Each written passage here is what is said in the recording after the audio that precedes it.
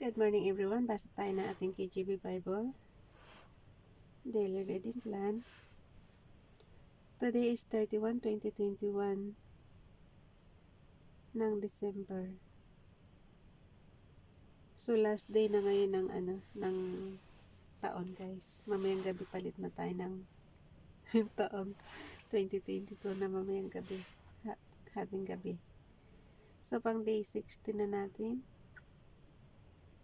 Numbers chapter 14 and 15 and Psalms chapter 90. So hindi siya magkasunod, guys. Ganun pala siya. Numbers chapter 14. And all the congregation lifted up their voice and cried, and the people wept that night. And all the children of Israel murmured against Moses and against Aaron. And the whole congregation said unto them, Would God that he had died in the land of Egypt, or would God he had died in this wilderness? And wherefore hath the Lord brought us unto this land to fall by the sword, that our wives and our children should be a prey? Were it not better for us to return into Egypt? And they said one to another, Let us make a captain, and let us return into Egypt. Then Moses and Aaron fell on their faces before all the assembly of the congregation of the children of Israel, and Joshua the son of Nun, and Caleb the son of Jephunneh, which were of them that searched the land, rent their clothes. And they spake unto all the company of the children of Israel, saying, The land which we passed through to search it is an exceeding good land. If the Lord delight in us, then he will bring us into this land and give it us, a land which floweth with milk and honey. Only rebel not ye against the Lord, neither fear ye the people of the land, for they are bread for us. Their defense is departed from them, and the Lord is with us, fear them not. But all the congregation bade stone them with stones, and the glory of the Lord appeared in the tabernacle of the congregation before all the children of Israel. And the Lord said unto Moses, How long will this people provoke me? And how long will it be ere they believe me for all the signs which I have shewed among them? Kuhanin ko nga to.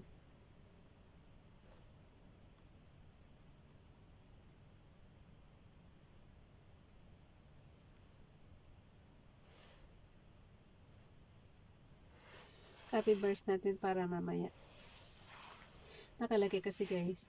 And the Lord said unto Moses, How long will this people provoke me?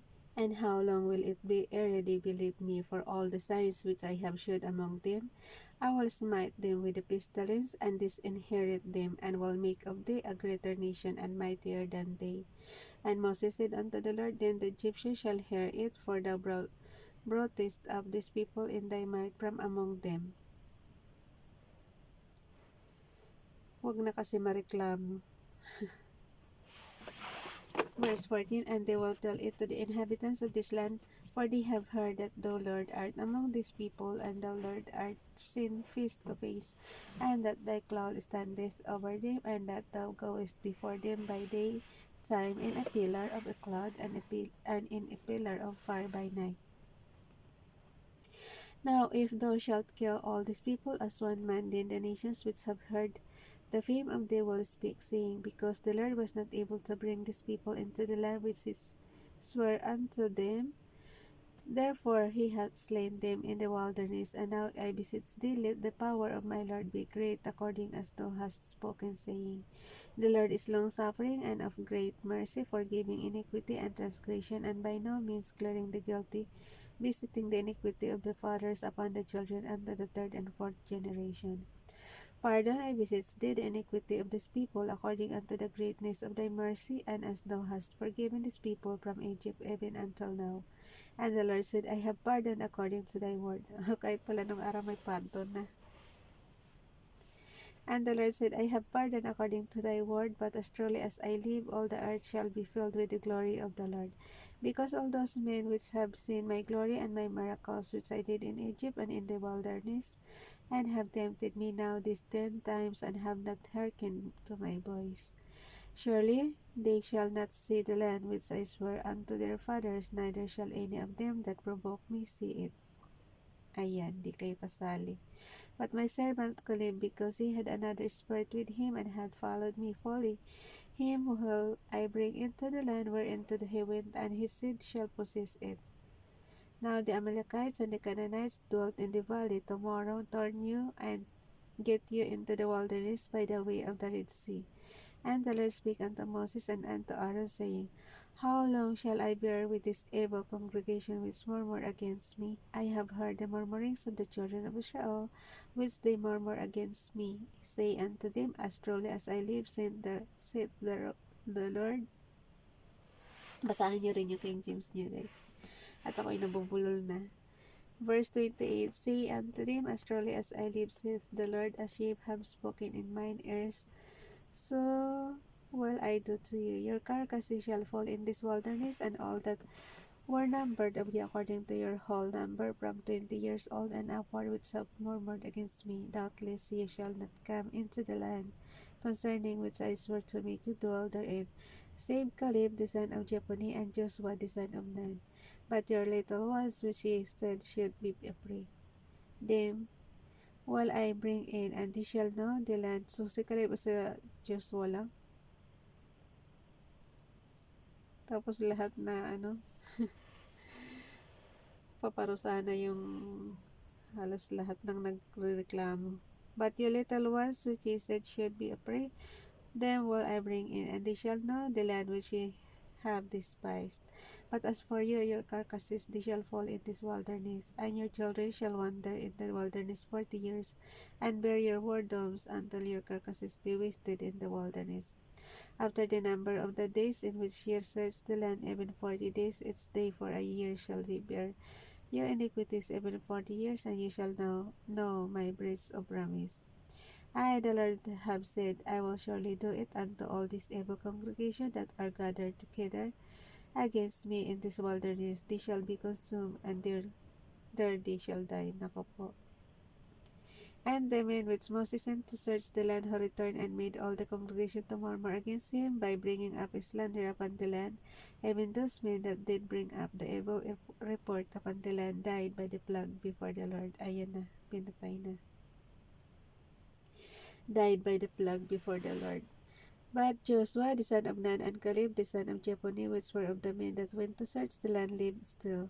And Moses told these sayings unto them, and to all the children of Israel, and the people mourned greatly. And they rose up early in the morning, and got them up into the top of the mountain, saying, Lo, we be here, and will go up unto the place which the Lord hath promised, for we have sinned. And Moses said, Wherefore now do ye transgress the commandment of the Lord? But it shall not prosper.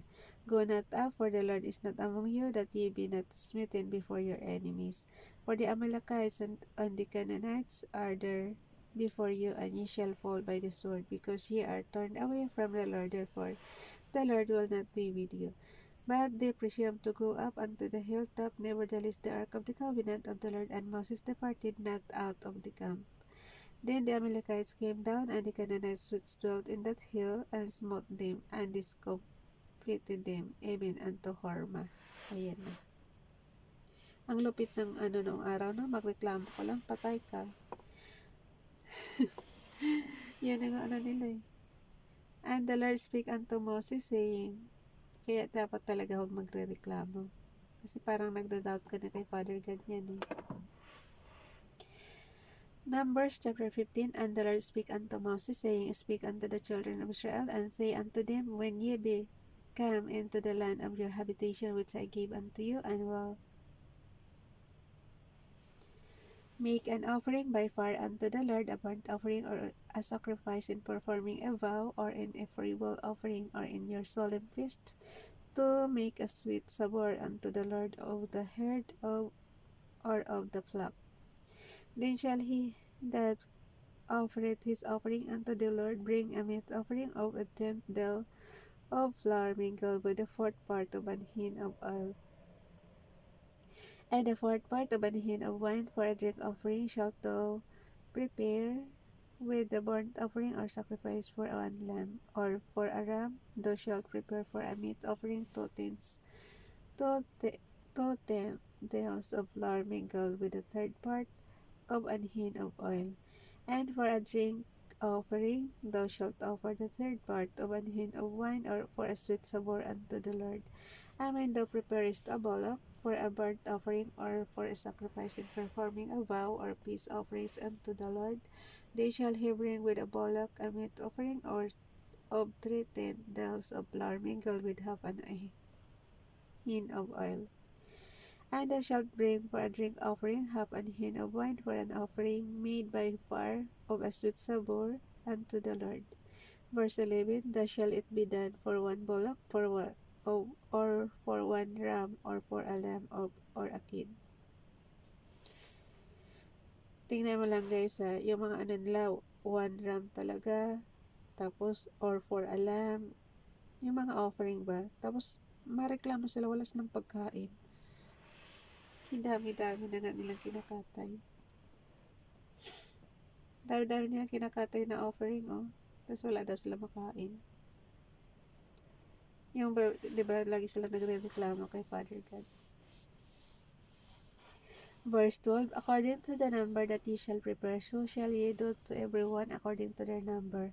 All that are born of the country shall do these things after this manner, and offering an offering made by fire of a sweet savour unto the Lord. Verse 14, and if a stranger sojourn with you, or whosoever be among you in your generations, and will offer an offering made by fire of a sweet savour unto the Lord, as ye do, so ye shall do. Verse 15, one ordinance shall be both for you, or all it. One ordinance shall be both for you of the congregation, and also for the stranger that sojourneth with you. An ordinance forever in your generations, as ye are, so shall the stranger be before the Lord. One law and one manner shall be for you, and for the stranger that sojourneth with you. And the Lord spake unto Moses, saying, speak unto the children of Israel, and say unto them, when ye come into the land whither I bring you, then it shall be that when ye eat of the bread of the land, ye shall offer up an heave offering unto the Lord. Ye shall offer up a cake of the first of your dough for an heave offering. As ye do the heave offering of the threshing floor, so shall ye have it. Of the first of your dough ye shall give unto the Lord an heave offering in your generations, and if ye have erred not observe all these commandments which the Lord has spoken unto Moses. Nabubulol na ako. Verse 23. And when all the Lord had commanded you by the hand of Moses from the day that the Lord commanded Moses, and henceforward among your generations, then it shall be, if aught be committed by ignorance without the knowledge of the congregation, that all the congregation shall offer one young bullock for a burnt offering, for a sweet savour unto the Lord, with his meat offering and his drink offering according to the manner, and one kid of the goats for a sin offering. And the priest shall make an atonement for all the congregation of the children of Israel, and it shall be forgiven them, for it is ignorance. And they shall bring their offering, a sacrifice made by fire unto the Lord, and their sin offering before the Lord for their ignorance. Pati ignorance guys, mayroong offering. Verse 26, and it shall be forgiven all the congregation of the children of Israel, and the stranger that sojourneth among them, saying, all the people were in ignorance.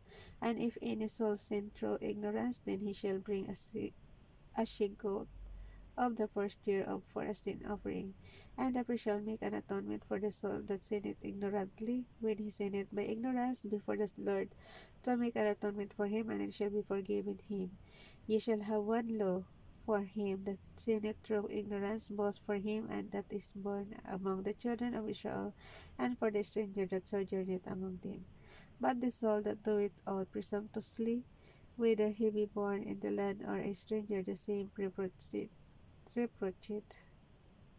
the Lord, and that soul shall be cut off from among his people, because he hath despised the word of the Lord, and hath broken his commandment, that soul shall utterly be cut off, his iniquity shall be upon him.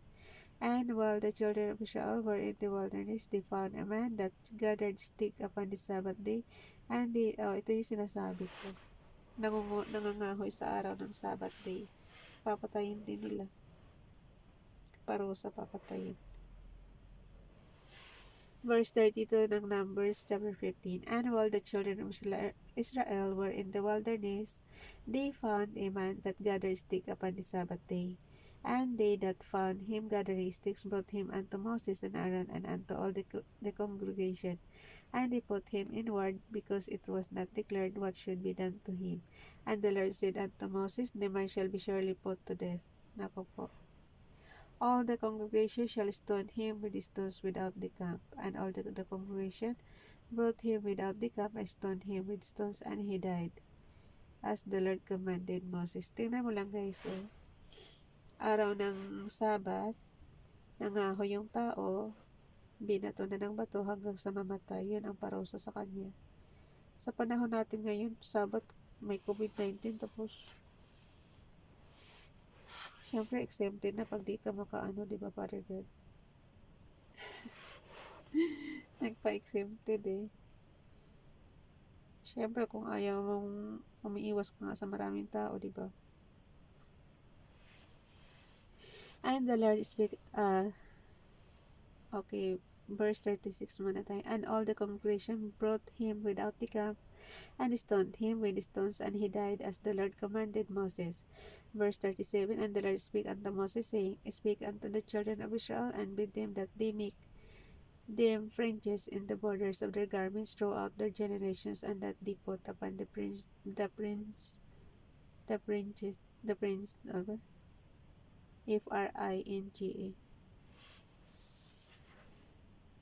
of the borders a riband of blue, a riband of blue. And it shall be unto you for a prince, that ye may look upon it, and remember all the commandments of the Lord, and do them, and that ye seek not after your own heart and your own eyes, after which ye used to go a warring, that ye may remember and do all my commandments, and be holy unto your God. I am the Lord your God, which brought you out of the land of Egypt, to be your God. I am the Lord your God. Ano, papalitan ba natin yun? Mamili na lang tayo. Copy ko lang ulit to. So, punta na tayo sa Psalm chapter 90. Oh. Balik tayo.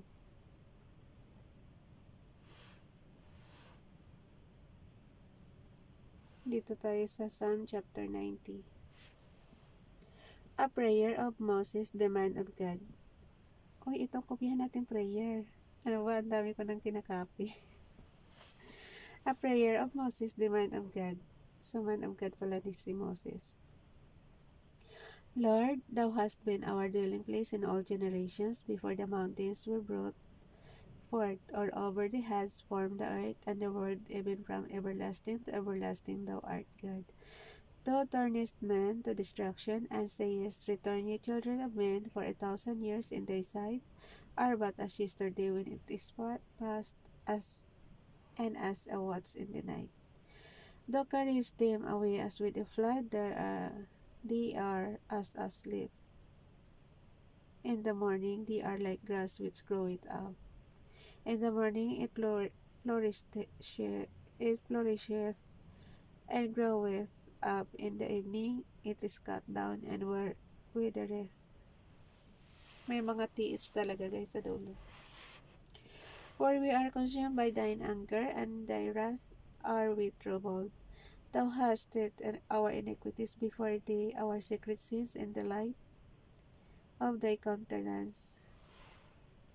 For all our days are passed away, in thy wrath we spend our years as a tale that is told. The days of our years are 60 years and 10, and if by reason of strength thy be 80 years, yet their strength, labor, and sorrow, for it is soon cut off and will fly away.